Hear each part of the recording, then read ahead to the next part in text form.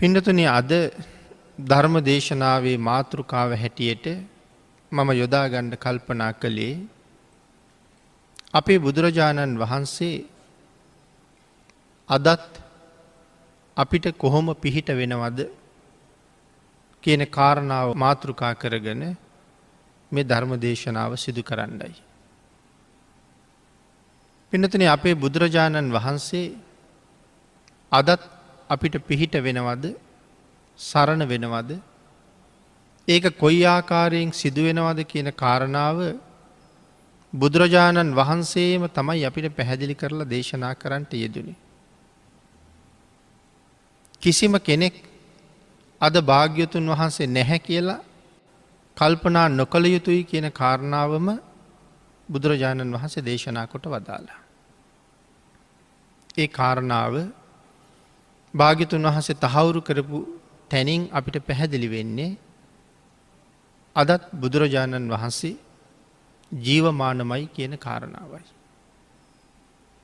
ඒක මේ ලෝකේ අපිට අහන්න තියෙන අති විශේෂිත කාරණාවක්. භාග්‍යවතුන් වහන්සේ අපිට තාමත් පිහිට වෙමින් වැඩ ඉන්නවා කියන කාරණාව.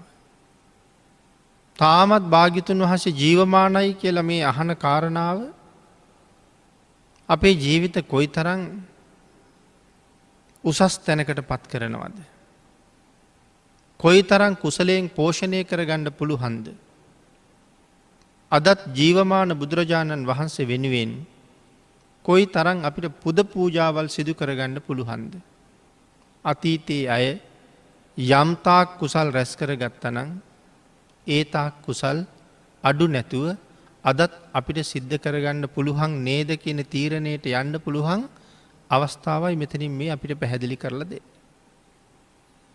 ඒ කාරණාව විශේෂයෙන් අපිට පැහැදිලි කරලා තියෙන එක තැනක් තමයි දීඝනිකායේ සඳහන් වෙන මහා පරිනිර්වාණ සූත්‍ර දේශනාව.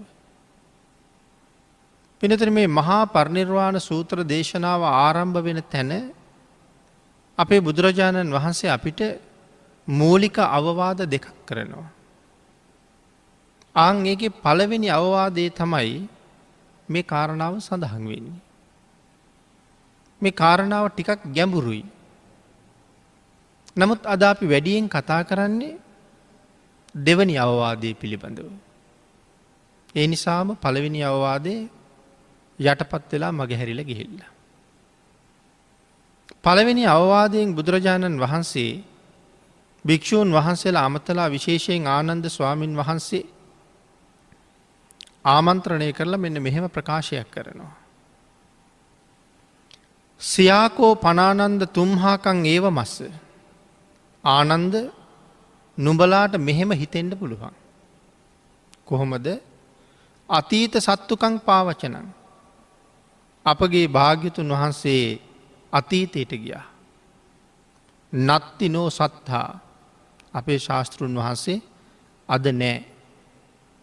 ශාස්තෘන් වහන්සේ අතීතයට ගියා කියලා නුඹලාට හිතෙන්න පුළුවන්. නමුත් භාග්‍යතුන් වහන්සේ දේශනා කරනවා න කෝපනේතං ආනන්ද ඒවං දට්ටබ්බං. ආනන්ද ඒ එසේ නොදැකිය යුතුයි. බුදුරජාණන් වහන්සේ අතීතයට ගියා කියලා කවදාවත් කල්පනා කරන්න එපා කියන එක තමයි මේ මහා පරිනිර්වාණ සූත්‍ර දේශනාවේ තියෙන පළවෙනි අවවාදය. දෙවනි අවවාදයේ හැටියට පැහැදිලි කරලා තියෙන්නේ යෝකෝ ආනන්ද මයා ධම්මෝච විනයෝච දේශිතෝ පඤ්ඤත්තෝ. යම් ඒ ආනන්ද මා විසින් ධර්මයක් විනයක් දේශනා කරන ලදද පනවන ලදද එය මාගේ ඇවෑමෙන් පසු ශාස්තෘ බවට පත්වෙයි. මේක දෙවනි අවවාදය. නමුත් පින්නතුනි මේ පළවෙනි කාරණාව මම මුලින් සිහිපත් කළා හරි ගැඹුරුයි. ඒක ඊටා විශේෂ කාරණාවක්.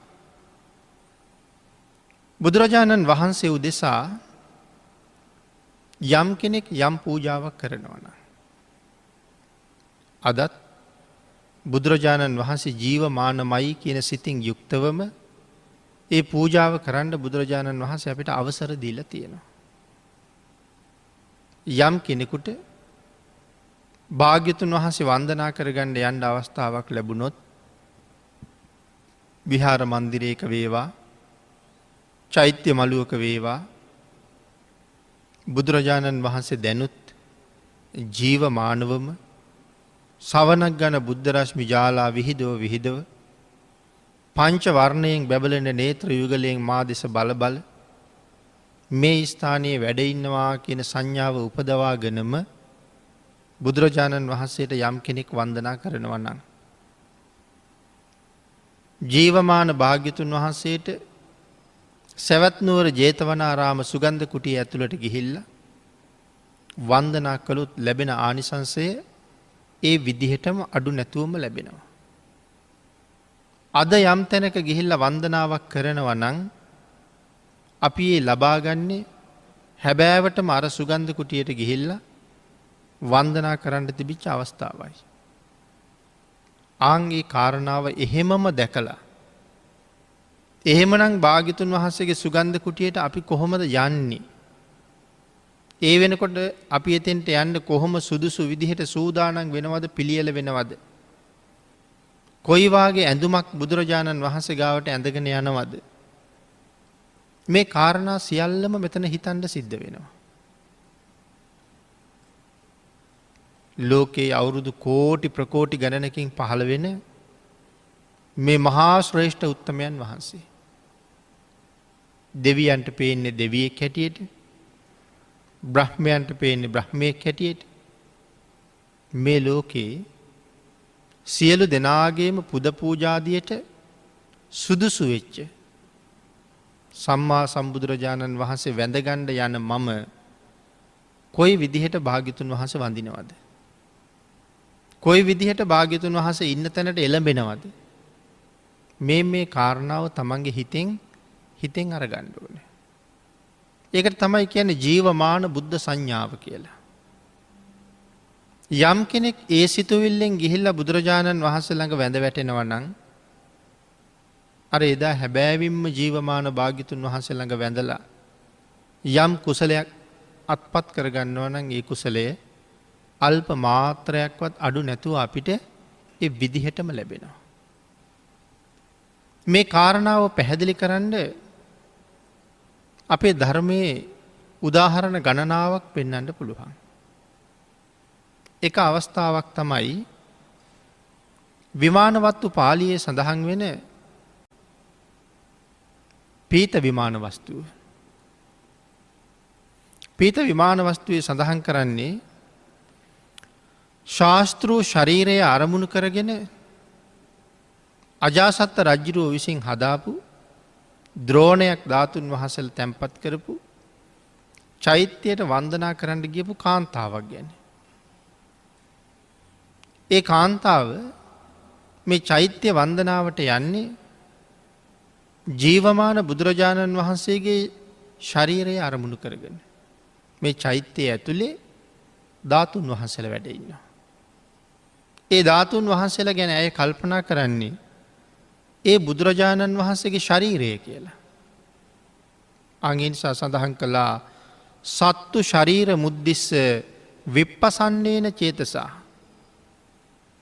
ධාතුන් වහන්සේලා සලකලා තියෙන බුදුරජාණන් වහන්සේගේ ජීවමාන ශරීරය කියලා.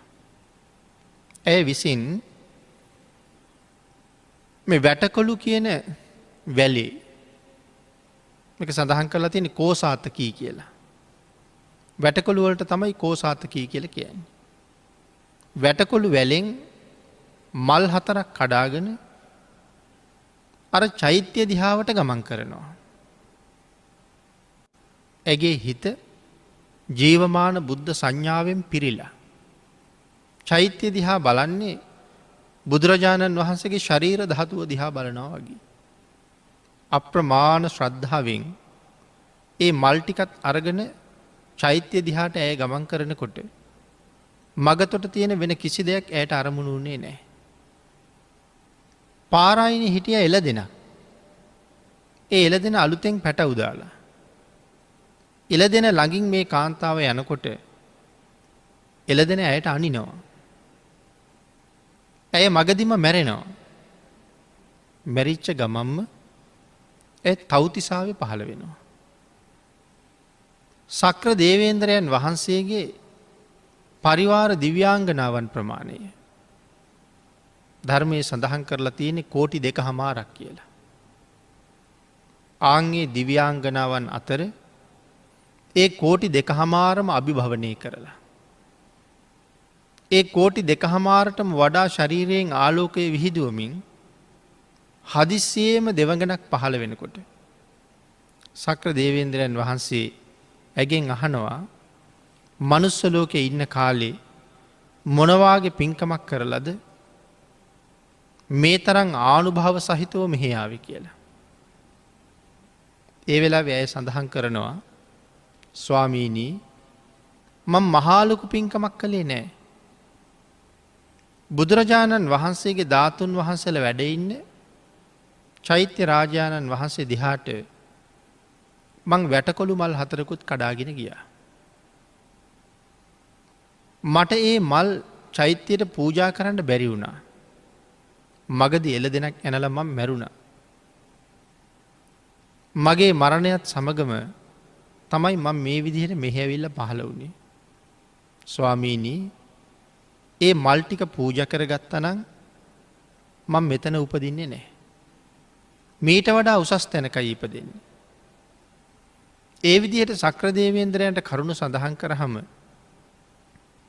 සක්‍ර දේවේන්ද්‍රයන් වහන්සේ මාතලීට ආමන්ත්‍රණය කරනවා. සියලුම දෙවියන් වෙනුවෙන් මාතලී නම් වූ රතාචාර්යයන්ට කතා කරලා සක්දෙවිඳු සඳහන් කරනවා තස්ස මාතලී අච්චේරං චිත්තං කම්ම පලං ඉදං අප්පකම්පී කතං දෙයියං පුඤ්ඤං හෝති මහප්පලං. බලන්ඩ මාතලී අසිරිමත් වූ විසිතුරු වූ පූජාවක ශ්‍රේෂ්ඨත්වය. ස්වල්ප වුවත් එය මහත්ඵල වෙන හැටි. නත්ති චිත්තේ පසන්නම්හි අප්පිකානාම දක්කිනා. සිත පැහැදිලා යමක් කරන කල්හි මාතලී එහි කිසි අල්ප බවක් නං නෑ. සිත පැහැදිලා නං තියෙන්නේ එහි අල්ප බවක් නෑ. ඒක මහත් පළමයි. ඒක මහශ්‍රේෂ්ඨමයි. තථාගතයන් කෙරෙහි හෝ තථාගත ශ්‍රාවකයන් වහන්සේලා කෙරෙහි හෝ සිත පැහැදීමෙන් යමක් කරනවා නම් ලැබෙන ආනිසංසය ඊටාම ඉහළයි කියන කරුණ පැහැදිලි කරනවා. මාතලී එන්න සක්‍ර දේවේන්ද්‍රයන් වහන්සේ කතා කළා. මොකද මේ මාතලී ඇතුළුව සක්දෙවිඳු ප්‍රධානව සියලු දෙනාම මේ වෙලාවේ නන්දන උයනට විනෝද වෙන්න යන්න ලැහැත් වෙලා හිටපු වෙලාවක්. එනිසා මාතලීට කතා කරලා සක්දෙවිඳු සඳහන් කරනවා අනික් අයටත් දැනුවත් කරන්න. විනෝද වෙන්න යන ගමන නවත්තන්න. තථාගතස්ස ධාතියෝ සුකෝ පුඤ්ඤාන මුච්චයෝ. තථාගතයන් වහන්සේගේ ධාතුන් වහන්සේලා උදෙසා කරනවා නම් යම් පූජාවක් එය පිනෙහි උච්චතම තත්වයයි. ඒ නිසා මාතලී අපි යමු චෛත්‍ය වන්දනා කරන්න. එහෙම කතා කරලා සියලු දෙනාම චෛත්‍ය වන්දනාවට යනවා. එක දිගටම දවස් 7ක් සක්‍ර දේවේන්ද්‍රයන් ඇතුළු දෙවිවරු චෛත්‍ය පූජා පැවැත්වුවා කියලා සඳහන් වෙනවා. තිට්ඨන්තේ නිබ්බුතේ චාපි සමේ චිත්තේ සමම්පලං. යම් මොහතක සිත සම කරන්න පුළුවන් නම් ඵලය සමානයි. චේතෝ පනිදි හේතුහි සත්තා ගච්ඡanti සුග්ගති.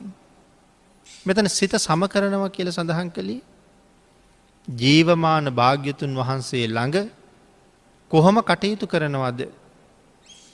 ආන්ගේ හැඟීමෙන්ම කටයුතු කරනවා කියන එකයි එදයි අදයි හිත සම කරගන්නවා කියලා කියන්නේ. සමේ චිත්තේ සමම්පලං. චේතෝ පනිදි හේතුහි සත්තා ගච්ඡanti සුග්ගතින්. එහෙම යම් කෙනෙක් කටයුතු කරනවා නම් ඒ සත්වයා ඒකාන්තයෙන් සුගතියටම ගමන් කරනවා. එනම් මෙන්න මේ කාරණාවෙන් අපිට පැහැදිලි කළා බුදුරජාණන් වහන්සේගේ ධාතුන් වහන්සේලා අරමුණු කරගෙන ජීවමාන බුද්ධ සංඥාව උපදවාගෙන අදත් යම් කෙනෙක් යම් තැනක පූජාවක් සිද්ධ කරන්නේ නම් එය අනන්ත අප්‍රමාණ ආනිසංස සහිතයි. ඒ නිසා භාග්‍යතුන් වහන්සේ නෑ කියලා කල්පනා කරන්න එපා. හිත සම කරන්න විතරයි අවශ්‍ය. මේක එක උදාහරණයක්. පිනතන තවත් උදාහරණයක් තියෙනවා අපදාන පාලියේ පළවෙනි පොතේ 262 පිටුවේ තමයි මේ කාරණාව සඳහන් කරන්නේ. පච්චු පට්ටාන සංඥක තේරාපදානය. අපේ ශාසනයේ පැවිදි වෙලා පච්චු පට්ටාන සංඥක නමින් අරහත්වය ලබාගන්න මේ රහතන් වහන්සේ අතීතයේ අත්තදස්සී කියන භාග්‍යතුන් වහන්සේ පහළ වෙච්ච කාලේ යක්ෂ යෝනියේ ඉපදිලා හිටිය. යක්ෂ සේනාධිපතියෙක්. ඉතාම ඉසුරුමත් මේ යක්ෂ සේනාධිපතිය එක දවසක් අඬනවා. හේතුව තමයි මේ තරම් ඉසුරුමත්ව මං ඉපදුනා. නමුත් මගේ ධනය වියදම් කරලා මට ඒ ධනයෙන් ප්‍රයෝජනයක් ගන්න හැකියාවක් නෑ. ඒ ධනය වියදම් කරන එකේ හැබෑම ලාභය ලබන්ඩ ලෝකෙ දැල්වෙමින් තිබිච්ච හැබෑ පහන නිමිල ගිහිල්ලා. ඒ හින්දා මට හැබෑ ප්‍රයෝජන ගන්න කාලයක් නෙමෙයි මේක. එහෙම කල්පනා කර කර තමයි අඬන්නේ. මේ යක්ෂයා අඬ ඉන්න වෙලාවේ අත්තදස්සී භාග්‍යතුන් වහන්සේගේ ශාසනයේ එක මහරහතන් වහන්සේ නමක් සාගර කියන මහරහතන් වහන්සේ දකිනවා මෙයා අඬ ඉන්නවා. ඒක දැකලා සාගර මහරහතන් වහන්සේ මේ යක්ෂයා ගාව පහළ වෙනවා. පහළ වෙලා යක්ෂයාගෙන් අහනවා කින්නු සෝචසි මා භායි මගේ සහෝදරයා උඹ කුමක් සඳහා අඬනවද කියලා. ඒ වෙලාවේ යක්ෂයා තමන් දුක් වෙන්නේ මොන වගේ කාරණාවක් නිසාද කියලා පැහැදිලි කළා. රහතන් වහන්සේ සඳහන් කරනවා එහෙම කියන්න එපා. එහෙම හිතන්නත් එපා. චර ධම්මං සුමේදස. සුමේද කියලා කියන්නේ පණ්ඩිතයාට. පණ්ඩිතය ඥානවන්තය ධර්මයේ හැසිරෙන්න. භාග්‍යතුන් වහන්සේ නෑ කියලා කල්පනා කරන්න එපා. ඔබ වැඩියෙන් ලහියේ ධර්මයේ හැසිරෙන්න. ජීවමාන බුදුරජාණන් වහන්සේටම උපස්ථාන කරන්න අවශ්‍ය නම් බුදුරජාණන් වහන්සේ සර්වඥ ධාතුන් වහන්සේලා ඉතුරු කරලා පිරිනිවන් පාලා තියෙනවා. ඒ ධාතුන් වහන්සේලා තැන්පත් කරලා චෛත්‍යයක් හදන්න. චෛත්‍ය හදලා ඒ චෛත්‍යයට උපස්ථාන කරන්න. ආනන්ද ස්වාමින් වහන්සේ යම්සේ භාග්‍යතුන් වහන්සේට උපස්ථාන කළාද ඒ විදිහටම උපස්ථාන කරන්න. මේ කාරණාව අහපුවහම පින්නතුනි යක්ෂයාට මහා පුදුම සතුටක් ඇති වුණා. මම සංකප්ප මඤ්ඤාය සාගරෝ නාම ශාවකෝ මගේ අදහස දැනගත්ත සාගර නම් මහ ශ්‍රාවකයන් වහන්සේ මං ගාවට ඇවිල්ලා මට මෙහෙම උපදෙස් දුන්නා. ආන්ගේ උපදේශයෙන් සතුටටපත් වෙලා චෛත්‍යයක් හදලා ධාතුන් වහන්සේලා තැන්පත් කරලා අවුරුදු 5ක් ජීවමාන බුදුරජාණන් වහන්සේට උපස්ථාන කරනවා වගේ ඒ චෛත්‍යයට උපස්ථාන කළා කියලා සඳහන් වෙනවා. පිනතුනි මේ කාරණාව විතරක් නෙමෙයි අපේ ධර්ම කාරණාවල් වල සඳහන් කරනවා අතීතයේ ලෝකෙ පහළ වෙච්ච රජවරු කොයිතරම් රාජකාරී කටයුතු තිබුණත් මොනතරම් වැඩපොළ තිබුණත් දවසකට 3 පාරක් චෛත්‍ය ළඟට එළඹුණා කියලා. උදේට, දවල්ට, හවසට චෛත්‍ය වන්දනාවට ගියා කියලා සඳහන් කරනවා. තමන්ගේ අනික් සියලුම කටයුතු පසක දාලා තුන්වතාවක් බුදුරජාණන් වහන්සේ වැඳගන්න එක ඒ රජවරු කරලා තියෙනවා. ඒ තරම්ම භාග්‍යතුන් වහන්සේ පිළිබඳව අප්‍රමාණ ශ්‍රද්ධාවක් පුදුමාකාර පැහැදීමක් තිබිලා තියෙනවා. අපිට අද දවසකට විනාඩි 10ක්වත් බුදුරජාණන් වහන්සේ වෙනුවෙන් කැප කරන්න කල් නැතිකොට බොහෝ රාජකාරී තිබිච්ච රජවරු දවසකට 3 පාරක් භාග්‍යතුන් වහන්සේ ගාවට යන්න අමතක කරලා නැහැ. ඒ ගිහිල්ලා තියෙන චෛත්‍ය මළුවට ජීවමානව වැඩ හිටපු කාලේ කොසල් ආදී රජවරුත් දවසකට 3 වතාවක්වත් භාග්‍යතුන් වහන්සේ වැඳගත් බව සඳහන් කරනවා. පසු කාලීන රජවරු චෛත්‍ය වන්දනාවට එළඹිලා තියෙන්නේ ජීවමාන භාග්‍යතුන් වහන්සේ කියන සංඥාවෙන්. එහෙම වන්දනා කරලා අප්‍රමාණ කුසල් රැස් කරලා තියෙනවා. මේකත් භාග්‍යතුන් වහන්සේ තාමත් ජීවමානයි කියන කාරණාව පැහැදිලි කරන්න එක කරුණක්. 5 වසරක් චෛත්‍යයට උපස්ථාන කරපු අර යක්ෂයා මරණයෙන් පස්සේ සුගතියේ ඉපදිලා අපේ බුදුරජාණන් වහන්සේගේ කාලේ නැවත මනුස්ස ලෝකෙට ඇවිල්ලා නිසි කල්වයස් ගෙවලා ශාසනයට ඇතුල් වෙලා පච්චු පට්ටාන නමින් රහත් වෙලා මේ ශාසනයෙන් සසර කෙරවල කරනවා. එදා අර චෛත්‍ය හදාගෙන චෛත්‍ය රාජාණන් වහන්සේට වන්දනා කළා. ගාථා 4ක් කියලා. එදා කියපු ගාථා 4 මෙදා තමන් වහන්සේගේ අරහත්වය සඳහා හේතු වුණා කියලා උන්වහන්සේ ප්‍රකාශ කරනවා. අපදාන පාළියේ තමයි මේ කාරණාව සඳහන් වෙන්නේ. එහෙනම් ඒ භාග්‍යතුන් වහන්සේ පිරිනිවන් පෑවට පස්සේ බුදුරජාණන් වහන්සේ වෙනුවෙන් කරපු උපස්ථානයෙන් ලබාපු ප්‍රයෝජනයක්. ඊළඟට පින්නතුනි අපේ බුදුරජාණන් වහන්සේ වැඩ ඉන්න කාලේ කොයි විදිහට භාග්‍යතුන් වහන්සේගේ ශ්‍රාවකයෝ බුදුරජාණන් වහන්සේ දකින්න ඇද්ද? භාග්‍යතුන් වහන්සේ වඳින්න ඇද්ද? මේ ජීවමානව වැඩ ඉන්න කාලේ හැම ශ්‍රාවකයෙක්ම බුදුරජාණන් වහන්සේ මේ දැන් මම දිහා බලනව ඇති. අද දවසේ භාග්‍යතුන් වහන්සේ මන් දිහා බලයි. භාග්‍යතුන් වහන්සේ අද මට පිහිට වෙයි කියන සිතුවිල්ල හැමදාම තමන් ගාව තිබුණා. අපේ සූත්‍ර ගණනාවක අපි මේ සූත්‍ර කියවනකොට අපිට මෙන්න මෙහෙම ප්‍රකාශයක් හම්බ වෙනවා. පඤ්ඤත්තේ ආසනයේ නිසීදී භගවා පනවන ලද ආසනයෙහි භාග්‍යතුන් වහන්සේ වැඩ ඉන්නවා. එතකොට මේ ශ්‍රාවකයන් වහන්සේලා යම් කැලෑවක රුක්ෂ මූලයක වැඩ ඉන්නවනම් තමන් භාවනාවට වාඩි වුණේ බුදුරජාණන් වහන්සේට වැඩ ඉන්න ආසනයක් පනවලා තියලා. එක්ක කොට කෑල්ලක්. එහෙම නැත්නම් ලෑල්ලක්. එහෙම නැත්නම් වැලි ගොඩක්. එහෙමත් නැත්නම් සඳහන් කරනවා තමන් වහන්සේගේ අතිරේක සිවුර. ඒ සිවුරට වැටිච්ච ගස්වල කොළ එකතු කරලා දාලා ඒක ඔතලා කොට්ටයක් වාගේ හදලා තියලා තියෙනවා. එහෙම තියලා තමයි තමන් භාවනාවට වාඩි වෙන්නේ. හේතුව තමයි බුදුරජාණන් වහන්සේ කොයි වෙලාවේ මම ගාවට වඩීද දන්නේ. ඒ වැඩම කළාට පස්සේ ස්වාමීනි මෙතනින් ස්වාමීනි මෙතනින් වාඩි වෙන්න කියා අසුන් පනවන්න කාලයක් නැහැ. ඒ තරම් ඉක්මනට භාග්‍යතුන් වහන්සේ වඩිනවා.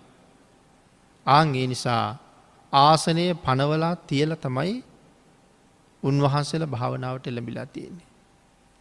බුද්ධ කාලයේ කිර යත්ත ඒකෝපි බික්ඛු විහෙරති. සබ්බත් බුද්ධාසන පඤ්ඤත්තමේව හෝති.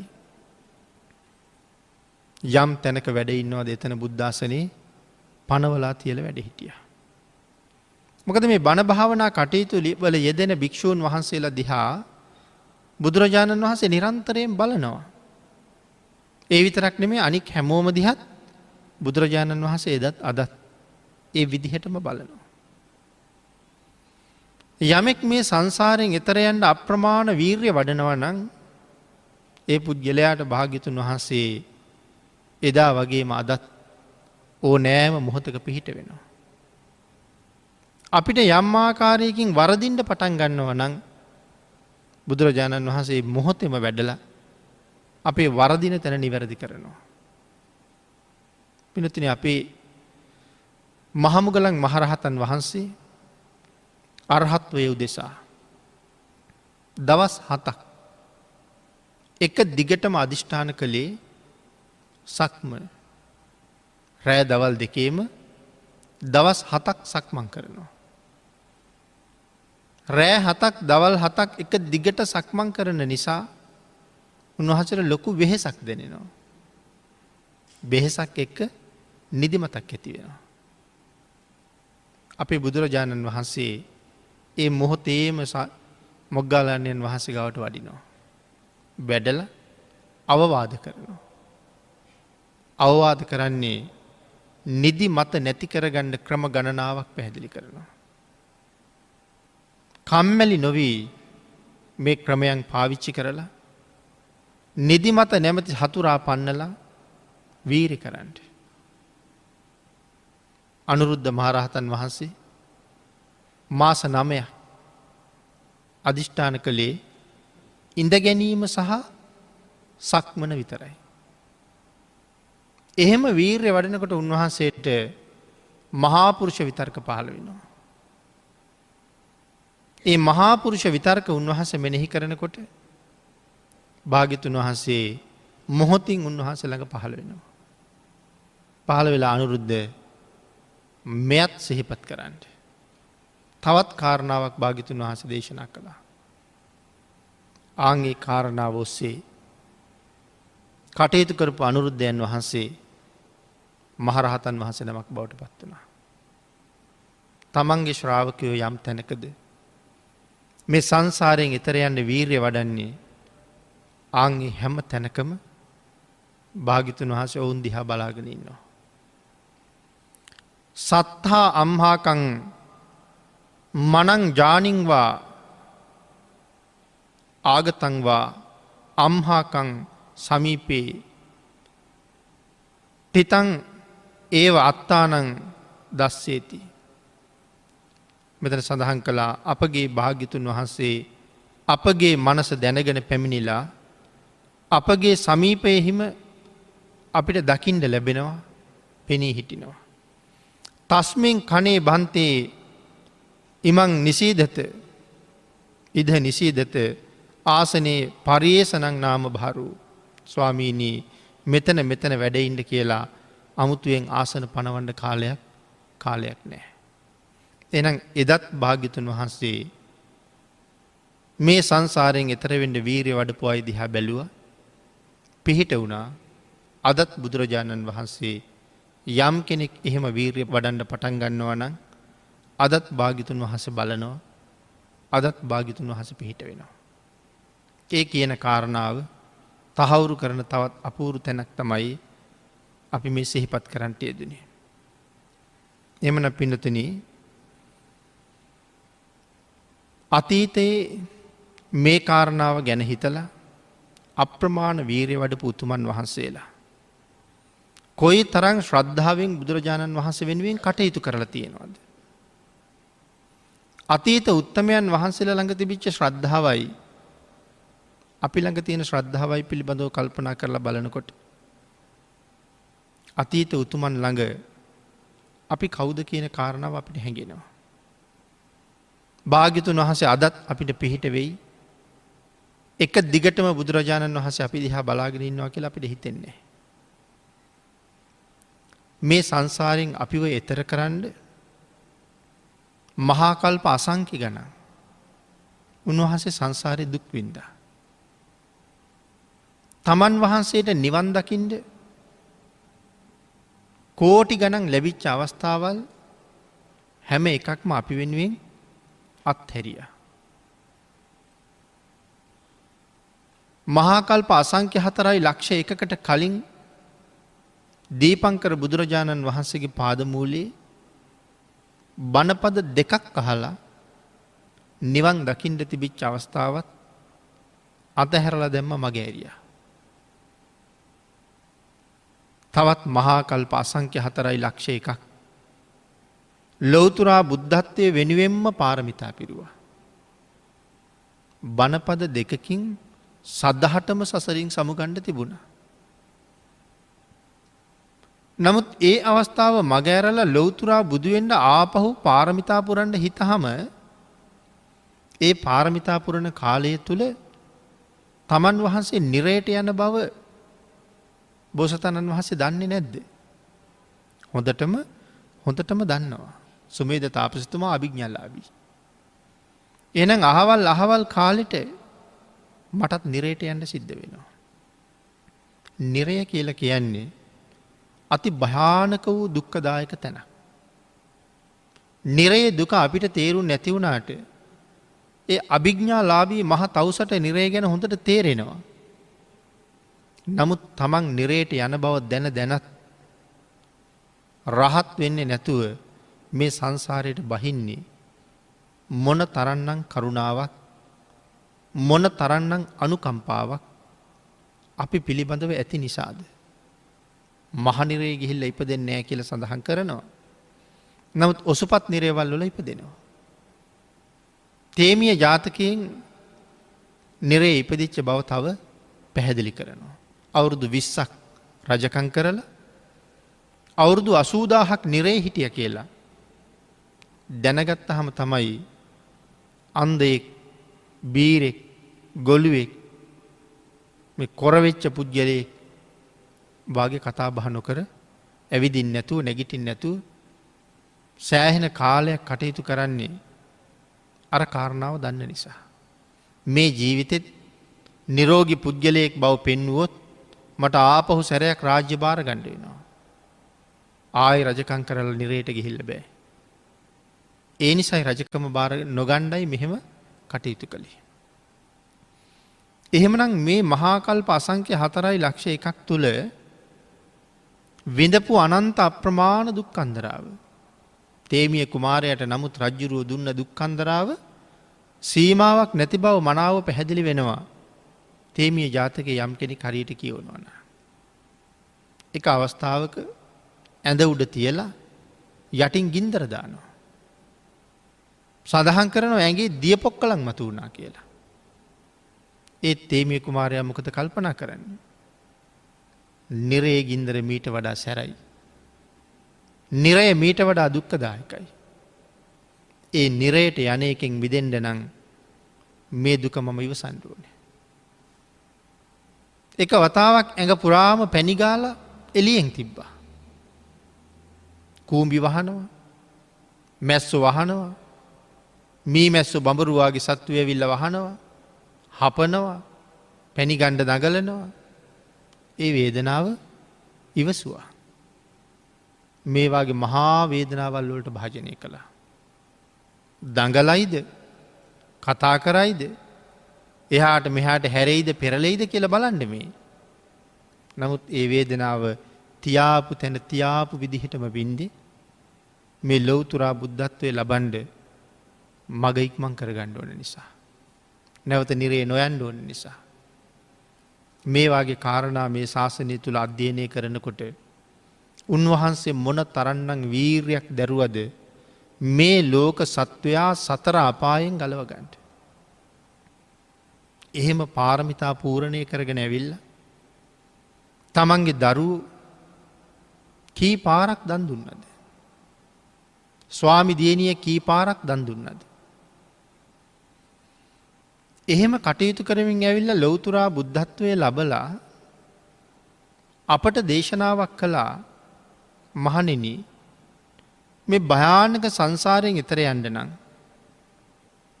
සතර අපායෙන් නිදහස් වෙන්න නම් හැම කෙනෙක්ම උතුම් වූ පංචශීලයේ මත පෝෂණය වෙන්න ඕනේ කියලා. මේ පන්සිල් කවදාවත් උල්ලංඝනය කරගන්න එපා. දුගතියට බයයි නම් සුගතියට යන්න ඕන නම් ඒත් පන්සිල් උල්ලංඝනය කරන්න එපා. පන්සිල් මතම රැකෙන්ට. අපිට එහෙම කරුණු භාග්‍යතුන් වහන්සේ දේශනා කරහම අපිට තාමත් පන්සිල් මත පෝෂණය වෙන්න සමහර වෙලාවට බැරි වුණා. සිල් ආරක්ෂා කරනවා කියලා හිතාගෙන හිටියට යම් කාරණාවකට එළඹුණාට පස්සේ සමහර වෙලාවට ඒ සිල් උල්ලංඝනය කරන්න වෙනවා. සීලය උල්ලංඝනය කරලා හරි ඒ දේ අත්පත් කරගන්න හරි ඒකෙන් බේරෙන්ඩ හරි අපි කටයුතු කරනවා. ඒ කියන්නේ භාග්‍යතුන් වහන්සේට තාම අපි කීකරු මදි කියන එකයි. නමුත් අතීත ශ්‍රාවකයන් වහන්සේලා දිවි හිමියෙන් බුද්ධ වචනයට ගරු කළා. භාග්‍යතුන් වහන්සේ දැන් මේ මොහොතේ අපි දිහා බලාගෙන ඉන්නවා කියලා හිතුවා. ආන් ඒක හින්දා පව් කරන්න හරියට බය වුණා. බුදුරජාණන් වහන්සේ අපි දිහා බලාගෙන ඉන්නකොට කොහොමද මම මේ පාප කර්මය කරන්නේ? උන්වහන්සේ මෙච්චර සංසාරේ දුක් විඳේ මම සසරින් එතර කරවන්න නම් එයින් ප්‍රයෝජන නොගෙන උන්වහන්සේගේ මුහුණට පෙනිපෙනීම මං කොහොමද උන්වහන්සේට එරෙහි වෙන්නේ? ආන් එහෙම හිතලා අතීතයේ පව් කරන එකෙන් වැළකුණා. ඒ අය පව් කරන්න ගියහම ඉස්සරලාම බය වුණා දෙවියන්ට පේනවා. කාට හොරෙන් කෙරුවත් මේක දෙවියෝ දකිනවා. එතකොට හොරකමක් නෑ එතන. හැංගිලා නෑ එතන. රහසක් නෑ එතන. ඒ දෙවියෝ දැකලා. ඊළඟට ඒ අය බය වුණා දෙවියෝ දැක්කේ නැතත් මේ ලෝකේ රහතන් වහන්සේලා වැඩ ඉන්නවා. ලෝකේ රහතුන්ගෙන් කවදාවත් හිස් නෑ. අපි වැරදි කරනකොට රහතන් වහන්සේලා දකිනවා. ආන් ඒ හින්දා ලැජ්ජාවට පත් වුණා. දෙවියෝ දකී කියලා ලැජ්ජාවට පත් වුණා. ඒ හින්දා පව් කරන එකෙන් බේරුණා. නමුත් අපි සමහර වෙලාවට එහෙම බේරෙන්නේ නැතුව එහෙම වළකින්නේ නැතුව යම් කරදරයක් ආපුවහම අපි කල්පනා කරනවා මට මේ තරම් එක දිගටම කරදර එනවා. දෙවියන්ටවත් පේන්නේ නැද්ද කියලා. ඇත්තටම පේන්නේ නැද්ද? ඇත්තටම පේනවා. එහෙනම් ඇයි පිහිට වෙන්නේ නැත්තේ? දෙවියන්ට පේන්නේ අපිට වෙලා තියෙන කරදරේ විතරක් නෙවෙයි. අපි කරාපු දේවලුත් හොඳට පේනවා. ආන් ඒ හින්දා සමහර ලාවට පිහිට වෙන්න තියෙන ප්‍රමාණය අඩු වෙනවා. හොඳ කරනවත් දැක්කා, වැරදි කරනවත් දැක්කා. රහතන් වහන්සේලාත් ওই දෙකම දැක්කා. ඒ කවුරු නොදැක්කත් බුදුරජාණන් වහන්සේ දැක්කා. ආන් ඒක හින්දා පව් කරන්න හරියට ඒ අය බය වුණා. පවෙන් වළකින්න ඒ නිසා හැම වෙලාවෙම උත්සාහ කළා. මේ කාරණාවෙන් සඳහන් කළේ බුදුරජාණන් වහන්සේ එක දිගටම එදත් අදත් හෙටත් අපි දිහා බලාගෙන ඉන්නවා කියන කාරණාවයි මේ සඳහන් කරලා තියෙන්නේ. එදත් අදත් හෙටත් යම් කෙනෙක් උත්සාහ කරනවා නම් බුදුරජාණන් වහන්සේට කීකරු වෙලා මේ සංසාරයෙන් එතර යන්න. ආන් ඒ අයට තුනුරුවන්ගේ ආශිර්වාදය, තුනුරුවන්ගේ පිහිට හැමදාම තියෙනවා. මේ කරුණ මනාව දැනගත්ත කෙනාට තමයි හරියටම බෞද්ධ වෙන්න පුළුවන් වෙන්නේ. නිවැරදිව බුදුන් සරණ යන්න පුළුවන් වෙන්නේ. මේ කාරණාව තරමක් ගැඹුරුයි කියලා මම සිහිපත් කළා. නමුත් අපි හරියටම කල්පනා කළොත් අපේ භාග්‍යතුන් වහන්සේ තාමත් අපිට පිහිට වෙනවා. ආන් ඒ නිසා මේ සරුවඥ ධාතුන් වහන්සේලා ඕන තරම් අපේ බුදුරජාණන් වහන්සේත් අපිට ඉතුරු කරලා තියලා පිරිනවම් පෑවා. මේ ධාතුන් වහන්සේ නියෝජනය කරන්න ජීවමාන බුදුරජාණන් වහන්සේමයි. ආන් ඒ ධාතුන් වහන්සේලා උදෙසා වන්දනාමාන කරලා නිවැරදිව පුද පූජාවන් පවත්වලා භාග්‍යතුන් වහන්සේ අරමුණු කරලා කටයුතු කරලා සසරින් එතර යන්න මග හදාගන්න කියන අවස්ථාවයි ඒ ලැබලා දීලා තියෙන්නේ. එයින් ප්‍රයෝජන ගන්න පුළුවන් අවස්ථාවක තමයි අපි මේ ජීවත් වෙන්නේ. ආන් එයින් ප්‍රයෝජන ගන්න අපි සියලු දෙනාටම සිත් පහළ වේවා. ශක්තිය, ධෛර්යය, වාග්ය, වාසනාව උදා වේවා. එහෙම කටයුතු කරන්න උත්සාහ කරන අපිට තුනුරුවන්ගේ ආශිර්වාදය තුනුරුවන්ගේ ශක්තිය නිරායාසයෙන් නොවඩුවම ලැබෙනවා. ආංගේ ආශිර්වාදයේ ශක්තිය අපේ ජීවිතවලට එකතු කරගෙන. මේ ලැබිච්ච උතුම් ජීවිතය තුළින්ම වහා සසරින් එතරයන්ට උත්සාහ කරන්න දිරිගන්වන්ඩ භාගිතුන් වහස තව තවත් අපිට අනුකම්පාව දක්වන සේක්වා කියල අපි ප්‍රාර්ථනා කරමු.